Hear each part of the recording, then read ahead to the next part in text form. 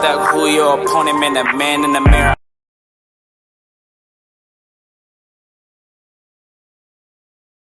Hey man, welcome back to Stuck the World, where we just come in to just stimulate some conversation. So first off, we don't get back to it. I told you I'm about to be consistent, no games. So first we're gonna go into who am I, right? So I'm stuck. Not gonna get a government name up, can't do that. But I'm from California, born in Bellflower, raised in Compton, lived in the IE, lived in the LA County area. That's the only places I ever been.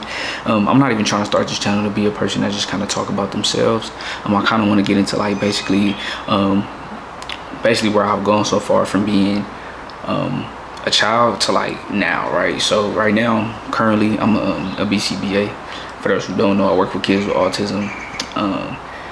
So basically, I create programs to enhance their daily lives, but I don't really preach the whole like ideology of ABA, which is the science that we use. Basically, it's data collection and repetitiveness and exposure to certain skills that we want to see to replace maladaptives or bad behaviors. So that's basically what ABA is and what I do.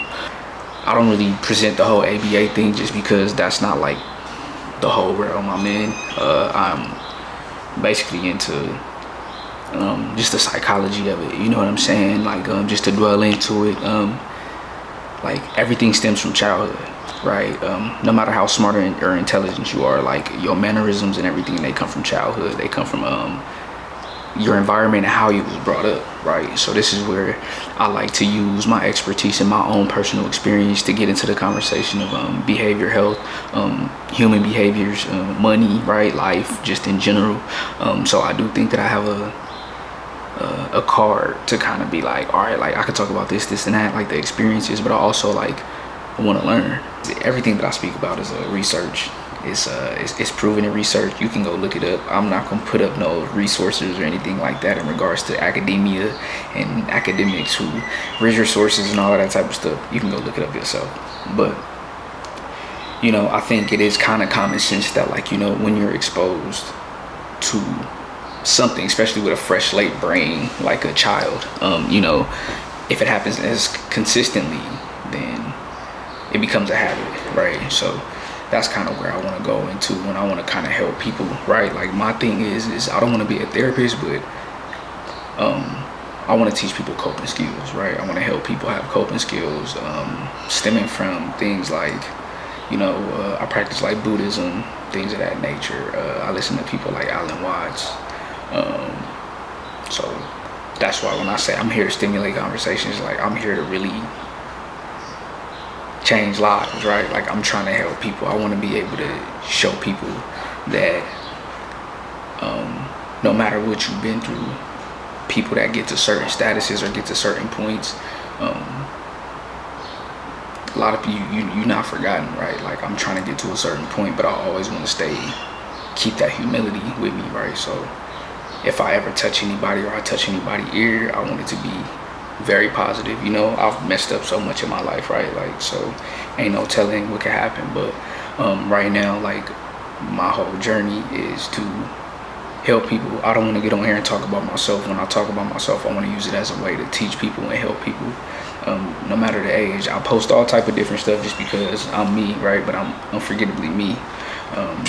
So I definitely want to stir up conversations. I want to talk to people. I want to get people to understand that there's other things in life. When you get on this social media stuff, when you get on this YouTube stuff, if you come to me, come to my page, I want it to be laughs and giggles and talking about how we can improve our lives, right? I really got the motivation from a YouTuber, but he's older dude. I don't know his age, but you can tell he's older, and I'm getting up in age, into a point where I'm starting to become that older dude. I seen this little clip where it was like, a certain age you a YN, at a certain age you big bro, at a certain age you unk, and at a certain age you OG. And I'm still at the big bro point, but I'm hitting the unk point, you know what I mean? So I kind of want to get on here and I don't want to preach, right? Like I just want to be able to help people, help myself, right? Because if not, like what we doing this for, right? I'm not trying to go and get on here and act a buffoon. I'm not trying to get on here and get the most likes to say the dumbest stuff. Like I'm not trying to do that. Like I'm trying to get on here and use positivity, vibes, and energy to hopefully get through this camera right here and into people's hearts and into people's minds, right? Like good skills, right? Practice good repetition, good reps, right? Quality reps, not just quantity. We want quality reps. So in regards to that, I think if anybody's going through anything, the first thing you should do is look back at your childhood. Always look back at your childhood. The reason why I say that is because based on how you were raised is why you react to certain ways that you do when you get older, right? Them habits that you build, right? So me, I got into Buddhism a few years ago. I do meditation. I do a lot of self-reflecting. If I do something wrong, I leave the ego out of it. I apologize, right? You could leave the ego out of it and use it different ways, right? I can be egoless and not care, right? I just cuss somebody out. But I'm using my wu-wayness and my Buddhism practices as like, fuck it, oh well. Or you could use it as, you know what, I hurt that person. Let me go apologize. Let me go talk to that person. Instead of it being like, what do I look like? Apologizing to that person, you know what I mean? So I think being self-reflective and being holding yourself accountable is really, really important, right? Like the only reason I'm talking like this is because I've been through a lot, but shit, I'm only 29 right now, right? So I think I'm just getting to the point where, like, you know, you want to rap, right? I used to rap, right? But I've gotten to a point in my life where it's like, all that shit's fun and games until like it's time to talk about real stuff, right? Like the things that matter.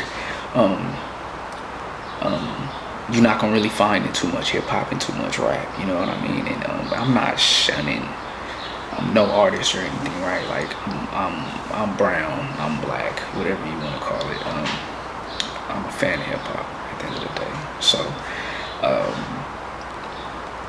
I'm never gonna shun hip hop. Like I play it, right? But I don't play it to my kids every day. You know what I'm saying? Like that's not on my radio. That's not what I'm playing every day, because that's not the vibe and energy I want them to kind of go every day on, right? So that's my thing with like hip hop. It's like I love it, but it's like it's not the goodness that we need, because who we is what we need, and we wouldn't be listening to the things that we listen to, right? We wouldn't be listening to messing with people, baby mamas,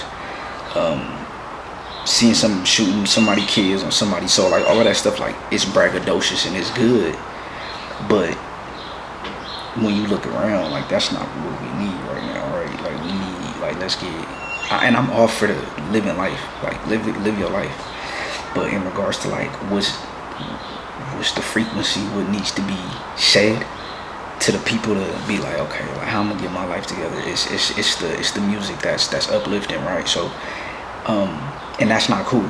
That's not what sells. So that's why I'm on here on some like, okay, bet, like I'm gonna find out a way to get to people, because I speak the language of the people. I speak the language of the Mexican, you know what I'm saying? I speak the language of the blacks, right? Like any Latinos, like I speak the language of them, right?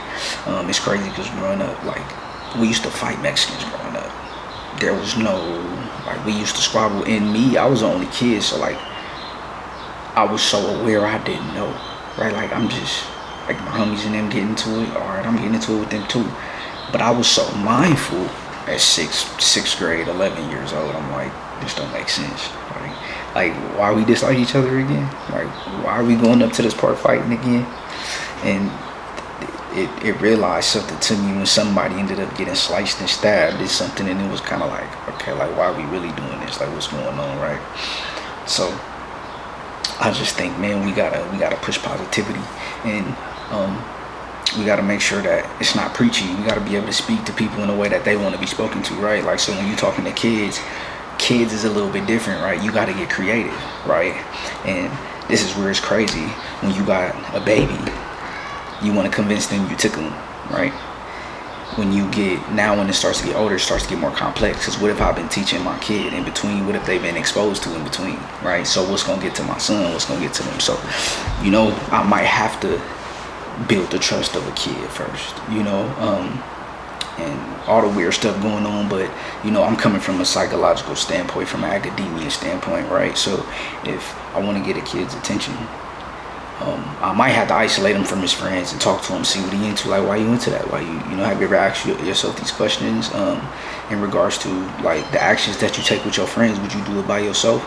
It's like the certain questions that you kind of have to ask. So I feel like this is my way to kind of reach and be like, all right, bet. Like, I know I got something to say. I read a lot of books. I've been through a lot of things, just like a lot of people. People have been through way through worse things than me. So I know that if I could reach those people and we can start to stimulate a conversation and find it as this is a space, right? Anywhere when you with me, it's a space of protectiveness. I'm a protector for one, but for two, it's like it's a place of healing, right? Like, man, I used to be so damn negative, like so damn like I didn't want to. I wouldn't talk to like I just had issues, you know what I'm saying? And I went to college first semester and sat in psychology class. They like, did you go through this, and this? They didn't ask it, right? You just reading a book and it's like, technically and certainly and blah, blah, blah, blah, and all this type of stuff. That's what they call abuse. And I'm like, this is crazy, right? So getting whooped, it's legal. Technically it's abuse, right? Verbal abuse, whatever. But if you're fighting in your house and it's normal, that's abuse, right? Like, that's not something that the human mind is supposed to go through, right? You should never be in fight or flight in your house, in your place where it's supposed to be safe.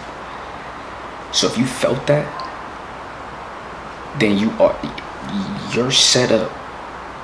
In that moment, you're set up to damn near fail, die, or go to jail. That's it. If you are ever in your house and you feel like you have to fight or flight in your house, where you're supposed to be safe, and then you got to do it when you outside, your stress level's already up. You already done aged, depending on when you got that, right? So I'm not saying don't whoop your kids. I'm not saying don't discipline your kids. What I'm saying is they should never be in a state of fight or flight when they're in the house with you. And this is how the cycle starts. So it starts with us. It starts with me, right? It starts with the men. It starts with the dads, the grandfathers, the mamas, the single mamas that's going through a lot, that need to take that deep breath and like, okay, be where my feet are. You know what I'm saying? It starts with us. So that's what I'm saying, man. Stimulate some conversations, man.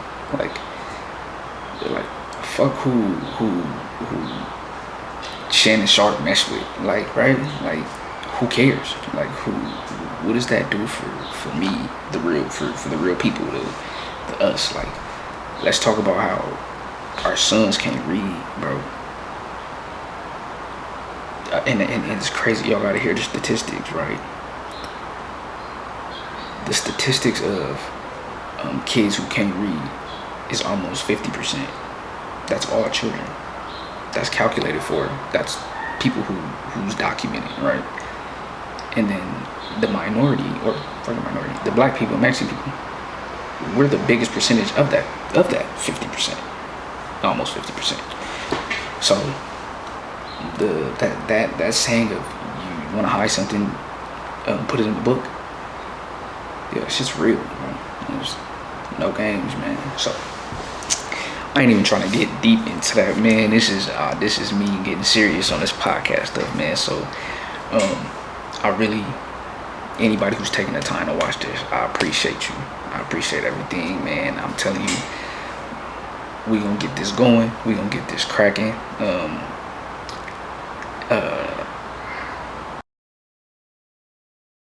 Stuck who your opponent, man, the man in the mirror.